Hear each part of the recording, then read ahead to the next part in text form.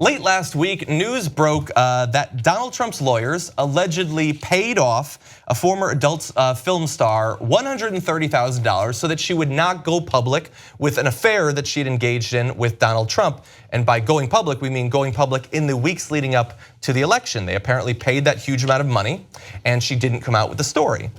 So that was the first that most people heard of this entire thing. But not everybody actually. Some people had heard about it earlier. Some people, in fact, had heard about it before the actual election. So what I'm talking about is Fox News. One of the network's reporters, Diana Falzone, had filed a story in October of 2016 about an alleged sexual relationship between Clifford, that's the actual name of Stormy Daniels, the adult film star that we're talking about. People familiar with the matter said. Now, Falzone had an on-the-record statement from Clifford's manager at the time, Gina Rodriguez, confirming that her client had engaged in a sexual relationship with Trump, three of these people said. And Falzone had even seen emails about a settlement, the settlement that we're talking about here. So according to the sources that know, she had the story and Fox killed it. So that information could have come out. It was revealed before the actual election, but Fox News said, you know what? We've got other stuff that we want to cover in the run-up to this election, and so they actually killed it. Now, understand, for full disclosure, Stormy Daniels says that this entire thing is not true, that the allegations about the being paid off are not true, that the sexual relationship is not true and never actually happened, but she is undercut by a couple of different sources. First and foremost, herself.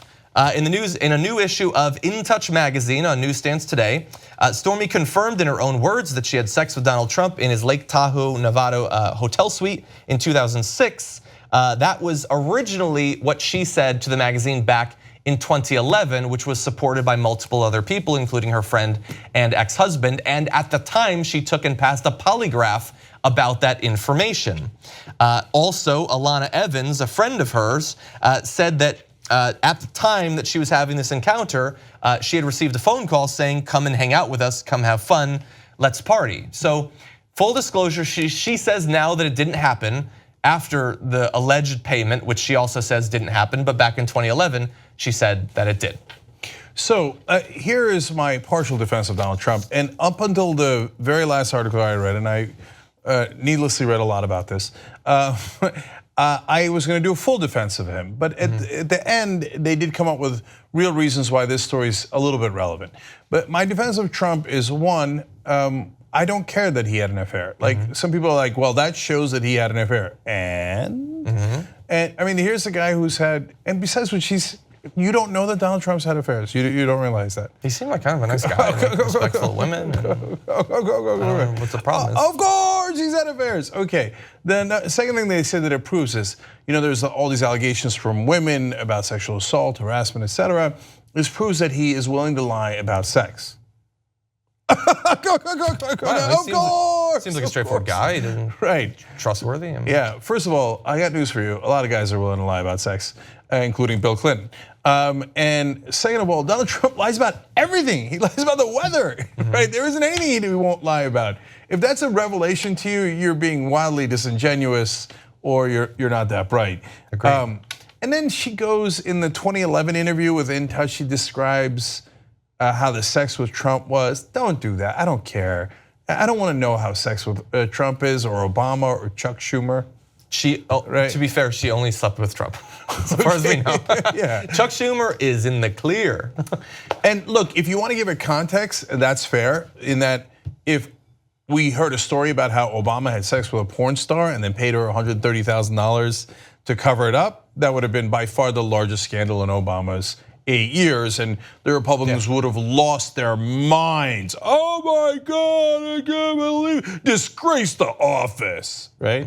Now, but we're progressives. We don't care about your private sex life. Agreed. That's between you and that person. So why is it in any way relevant?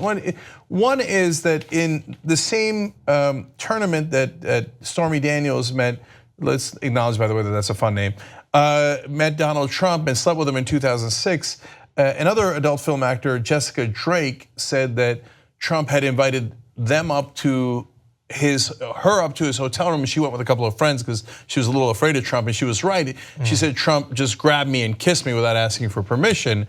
And now this in some ways corroborates that. Same hotel room, same golf tournament, other adult film stars there. So okay, so that's relevant. It gets into illegal behavior. Yes, and then the only other way that it is relevant is they say, look, in the dossier, in the famous dossier, they say the Russians had information about Trump's sex life and that Trump wants to cover that up. Well, here's a story where he pays $130,000 to cover up a story about his sex life. That makes you go, okay, if he was willing to go to extraordinary lengths to cover it up in one instance, is it possible that he would do it in another? So it's a data point. It's not overwhelming. It's not an open and shut case. It's not like Mueller's gonna look at that and be like, we're done with this. Okay, guilty, right? But it is a data point that he is very concerned about covering up these sexual affairs, and that if the Russians had one on him that was far worse, what wouldn't he do to cover it up? It's an interesting question. And that is the only reason that it is on the show, or especially in the first hour, is that what had been a hypothetical that he could be blackmailed for his personal sexual activity and that it could theoretically influence him later on is not a hypothetical. I mean, if you believe those sources, it is an established fact. He can and has been blackmailed for his sexual activity. That's a great way of putting it. And finally, if you're wondering, well, is it really true? I mean, first of all, she gave an interview in 2011 saying it's true with corroborating witnesses at a polygraph. Which I don't think is admissible in court. Yeah, that's okay. It's definitely true. But second of all, you know that Stormy Daniels hasn't actually come out in public and said anything about this.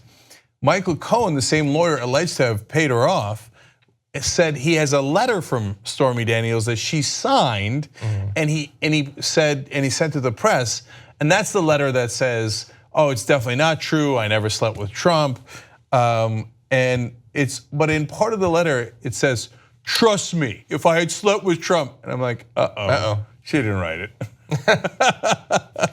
So she might have signed it as part of some sort of payoff, but she didn't write that letter. And can I just say one thing, because I understand that some of this, while we believe that there is a non-salacious reason to cover this, gets into sexual activity where, like the quotes about what he was like in bed, we don't care about that. But I want to be fair to him and cover the good stuff too. He did say something very sweet to her. He complimented her. He said to her, and this is what she said to In Touch magazine, "Trump said I was, quote, just like his daughter." Oh, that's nice. He loves his daughter.